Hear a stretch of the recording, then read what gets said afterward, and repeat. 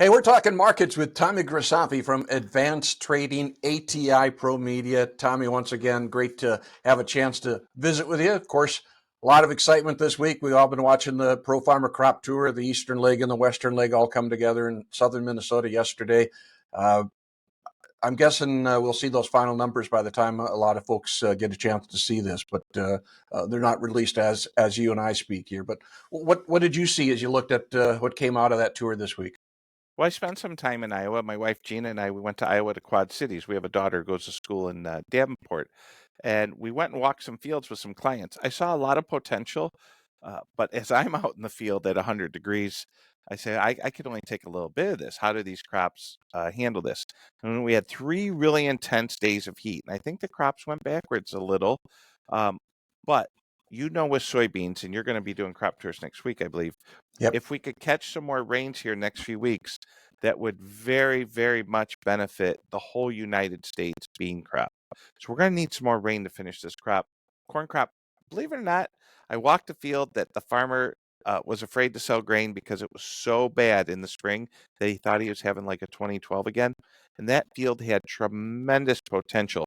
But the heat is definitely the corn's starting to dent, and it's starting to. Well, I don't want to say the plant shutting down. It's not. It was green, but maybe this corn had 250 potential, and it was going back down to 230. It's going to need some more rain. We need rain in the Midwest. Hopefully, this heat's gone for a little bit. We need the moisture to come in. So all eyes again on the weather for next 2 to 3 weeks when it comes to the soybean market, Don. It does look like that Pro Farmer Tour found things better than what we had a year ago, except maybe when we started to get into maybe that northern portion of Iowa. Actually, Western West Iowa Central too. Yeah, Iowa was yeah. tough too, and then southern Minnesota, particularly as they moved more into south central and southeastern Minnesota. Yeah, I heard Chip Flory on AgriTalk say that it was just like literally this town was okay, and you cross over Route 30, and it's like, what the heck happened here? They also, some of those crops went in really late. They had spring flooding, and then they put them in late. They might have went right into heat. You still need Mother Nature for as Yeah. great as these genetics are. Of course, the tour sponsored by Pioneer, and you do business with all these people.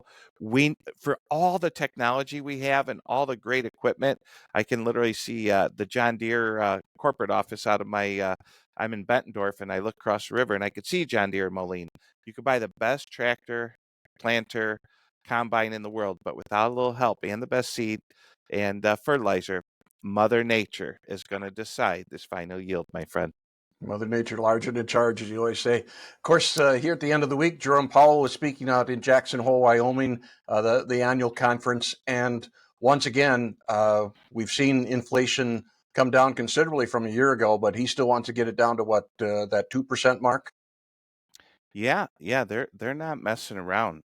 They said yeah, sure, we had a couple better numbers, but we're ready to raise them again if we need to. So by saying we're ready to raise them again, there was no talk of easing, right? Look at it that way. Right. The bond market was up, yields were going down a little bit, and then when he said that, the bond market turned around, yields rose. We hit a new high in the 5-year yield. The 5-year note hit the highest level since '08. These are, I'm having to count on my fingers.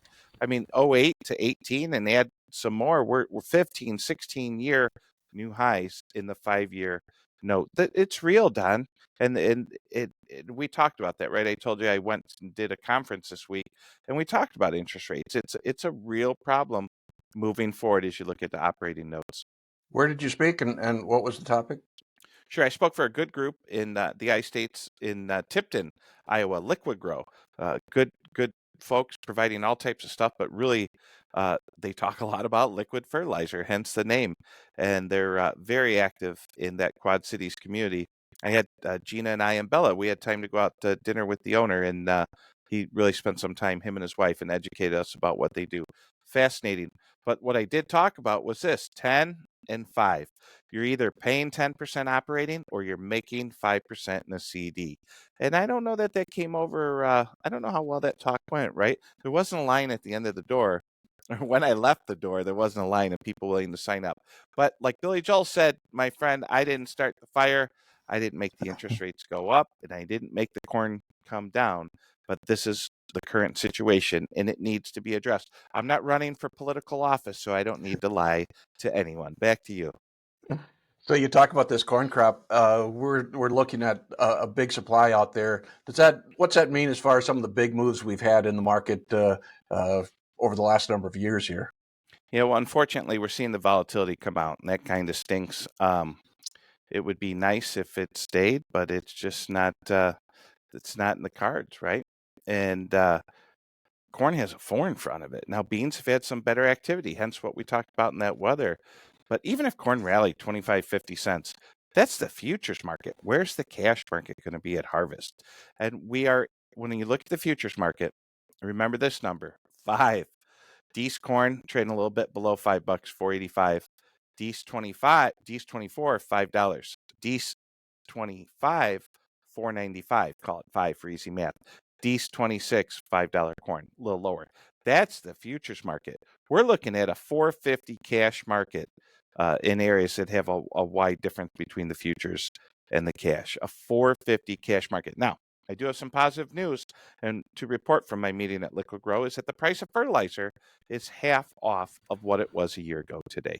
So as the price of the corn has come down, the price of the inputs, some of the inputs, not all of them, I know we'll get some hate mail, but some of the inputs have come down. So that's how it is. I mean, there's farmers who had a cost production of $4.50, $5, got to sell $7, $8 corn the last few years.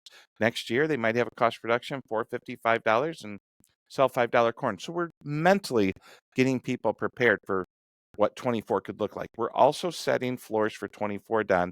That's something we talked about in the meeting, that you do not have crop insurance. You do not have federal crop insurance yet for 2024. So we're starting to make gentle cash sales and setting floors with put options like we like to do here.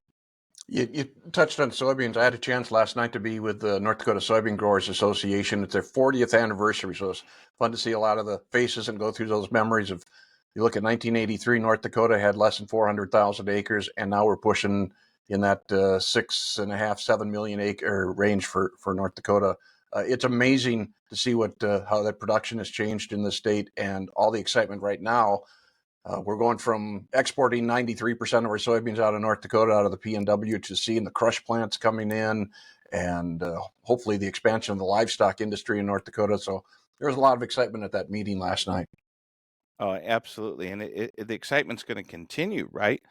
This crush plant idea isn't going away. So not everyone's excited in North Dakota. If you own an elevator and you've been there for 100, 125 years, you're not exactly excited that a crush plant just opened up 20 miles from you and has a better bid than you. Is that something you ever hear?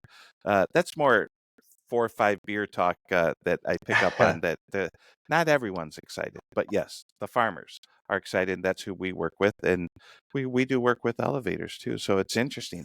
But I think to your point, Don, in all seriousness, the dynamics of agriculture, North Dakota is a player in the soybean market, and they're going to continue to innovate. Shout out to a friend of mine, Peterson Seed. We like working with them over there, and I know they're having a field day coming up. You're doing field days. What's going on in your schedule next week? Just first of all, Peterson Farm Seed, their field day is on September 7th. They had a little preview this week for some of us reporters, and they got a great thing coming up at their Insight Tour this year.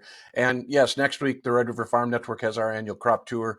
We're starting in Steele, North Dakota on Monday morning, kind of covering that western corner or portion of the state, and then moving through North Dakota and into northwest Minnesota for the balance of the week. So it's the Red River Farm Network crop tour. It's presented by Pioneer. I And got to you get and my I little will plug in. absolutely. They are all about educating people, and they're in the bushel business. So am I, Don. And you're going to Exactly be right. covering bushels next week. Speaking of bushels, do we have a farm bill? Yeah, exactly. We're got the current farm bill is going to expire here in the end of September. Think about it, folks. We've got 12 legislative days before this farm bill expires. The folks, I think, in particular the House Ag Committee, want to get this thing done and out of committee, but there's no way they're going to get the bill passed by the end of September. So there's going to have to be an extension, likely to the end of the year. Really, nothing happens uh, until we get into the new calendar year. So that's fine if they have to do an extension to the end of the year. There were some meetings in Minnesota and some folks talking this past week about if they can't get what they need, particularly when this bill gets to the House floor on sugar or crop insurance and some of those things, it might be adverse to what traditional agriculture wants. Uh, maybe you just renew the current bill that they're happy with what we have. So there's still a lot of dynamics at play at this farm bill, and a lot of it's going to come to a head here in the next 30, 60 days. Kind of reminds me of when truckers retread a tire. Sometimes those retreads fall apart and go right through the windshield. So I hope we don't see a bunch of retreads happening with our farm bill. That's just the picture that popped in my head. You've got folks on both sides of the aisle that have some issues with what goes on in that farm bill. So it always gets to be a very interesting debate, particularly when it gets to the House floor. So we'll see Can how I that ask you shakes out. something without being sarcastic? How Yeah. many people who are designing that farm bill spend a lot of time actually walking on farms and talking to farmers? Well, I'll tell you, they're on recess, Congress on recess during this month of August. And I would tell you that particularly in our region, when you look at Minnesota, the Dakotas, I've seen all these lawmakers out doing farm bill hearings, doing stops at, I was out last week with Minnesota Senator Tina Smith out at a wheat farm in northwest Minnesota. So they're getting out and about. But certainly they do need that education. There's nothing like having that FaceTime with growers and finding out what really is happening for them in this farm legislation. That's good to hear. So I guess it's the coast we worry about, right? California, New Well, York, do those people ever make it to Iowa, North Dakota, Indiana? and I would tell you that, say you look at the House Ag Committee as an example, a great number of those members are representing Chicago, Boston, New York, Philadelphia, not traditional farm country as we think about it, but they're there for the nutrition title of that farm bill, which makes up That 80 is a plus big percent of part of this it. farm bill. Right. So Yeah. it's a lot of education that needs to be done just within the Ag Committee to let them know what's happening for things like crop insurance and things that we really care about. Yeah. I guess we all have our own self-serving interests, right? Yeah, definitely. Well, good That's deal. good stuff. Tommy, as always, we appreciate the chance to connect. If folks want to get in touch with you, what do we need to do? Yeah, give us a call, 1-800-664-4383. Look at the Advanced Trade website. As always, I ask people to leave comments down below. This will be on the Advanced Trading YouTube channel. We encourage you to not only subscribe to the YouTube channel, but hit notifications. And compliments to you, my friend. I know you have your YouTube channel, and of course, you're on 20-some stations. You may not know the voice. You may not know the face, but you know the voice. You're going to be out there. How do people listen to your crop tour and watch content of what you're doing next week?